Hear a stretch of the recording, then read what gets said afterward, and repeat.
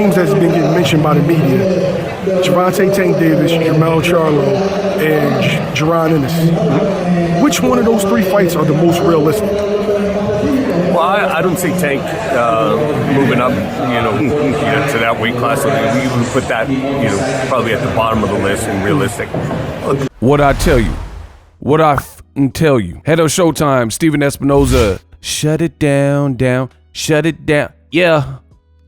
Steven Espinoza shut it down. Gervonta Davis, shut it down, is not fighting Terence Crawford and moving up 2 weight classes. Told you. What up, Fight World? It's your boy Ego, and I'm back with some more boxing. Now, YSM Sports Media had an interview with Steven Espinoza of Showtime, and he had a good question. He asked Steven Espinoza, hey, Crawford just beat Errol Spence. What is the most realistic out of all the names kind of being talked about and ruminating, right? You got names like Gervonta Davis. His name is circulating. Canelo fights with Jerron Boots Ennis. And the first thing out of Steven Espinoza's mouth answering, and this is why I like Steven Espinoza, he's very detailed.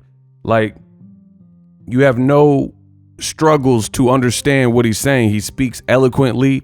He speaks clearly. First words out of his mouth is basically, and I'm paraphrasing because you guys heard it at the beginning. If you didn't, you could rewind the video. He basically says, take that Tank out the equation. That's not happening. I don't see Tank Davis moving up to face Terence Crawford. So put that at the bottom of the list when it comes to realistic fights. Boom. And this is precisely what I said. First of all, Tank just fought Ryan Garcia, and neither one of them fought for a belt because it was a catchweight fight. And it outsold Terence Crawford and Errol Spence, which was for all the belts in the welterweight division. And what I thought was a fight that would actually do better on pay-per-view than it did. It did like 650 to 700,000 pay-per-view buys. So that's nothing to sneeze at. But at the same time, everybody said they wanted to see the fight, but it doesn't look like everybody actually paid for the fight. Meanwhile, Tank Davis just fought Ryan Garcia, a guy who's never been a champion, and he outsold it. And they both collectively sold over 1 million. So as I stated, Gervonta Davis, he would be the A side over Terence Crawford.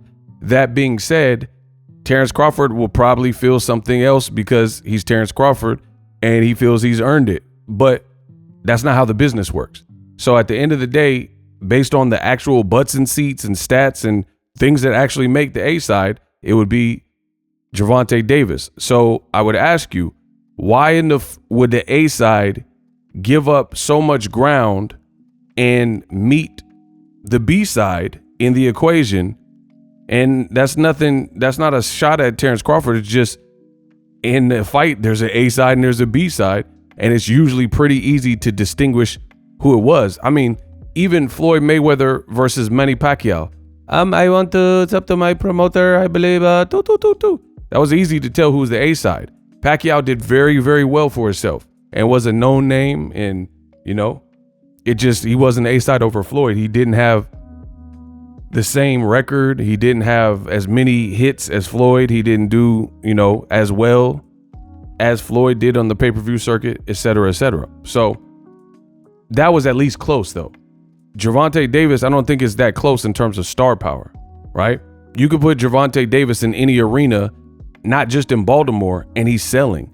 Terence Crawford has shown the great ability to get people from his city to move, like the Omaha Parade and going to the CenturyLink, the Shy Health Center, whatever it's called now, and getting his community out. That's dope, but that's at home. It's like 50 Cent said to Jada Kiss and Fat Joe.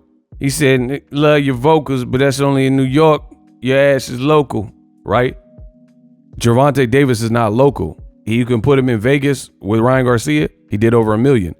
You put him in the Barclay. He set a Barclay record for boxing events with Rolly Romero, right? So again, fast forward to the subject of this video, Terence Crawford wouldn't be the A side over Gervonta Davis. So why would Gervonta Davis move up 12 pounds to go see him instead of, and he's a lightweight? It just doesn't make sense. And then you get dummy boxing fans who talk about, Sugar Shane Mosley moved up 2 weight classes and took 2 tune-ups and then fought De La Hoya, or Pacquiao jumped up and fought De La Hoya. Great for them. But we're in a different time and everybody has their own career. There's fighters, like, people expect boxing to not have evolved over the past 50, 100 years or whatever, right? Like Ray Robinson, there was times where he fought 2 times back to back within 2 weeks of each other, right? Things like that. No one at the elite level, this is considered the greatest fighter of all time, Sugar Ray Robinson, and he's fighting multiple times in a month. No one does that. There's no elite fighter in modern boxing that's fighting multiple times in a month. But that's what he did back in his day, to each his own. Just like they had 15 rounders. Now we don't see 15 rounders in US boxing, right? So that being said, Tank's the A side. It is foolish. Steven Espinoza shut it down. It's over. And I think it's kind of a bad look for Crawford to keep mentioning in radio interviews the Tank fight, or like, I don't know if he's mentioned it because I haven't watched all of them. So I don't know if he's bringing it up or if the radio hosts are bringing it up, but it doesn't matter because there's still an etiquette and a way for you to shut down conversations. And I think Crawford knows that, because if people ask Crawford, hey, what was the holdup of you and Errol? What took so long to get here? And he shut those questions down. So there's a way to shut down if you don't think it's realistic.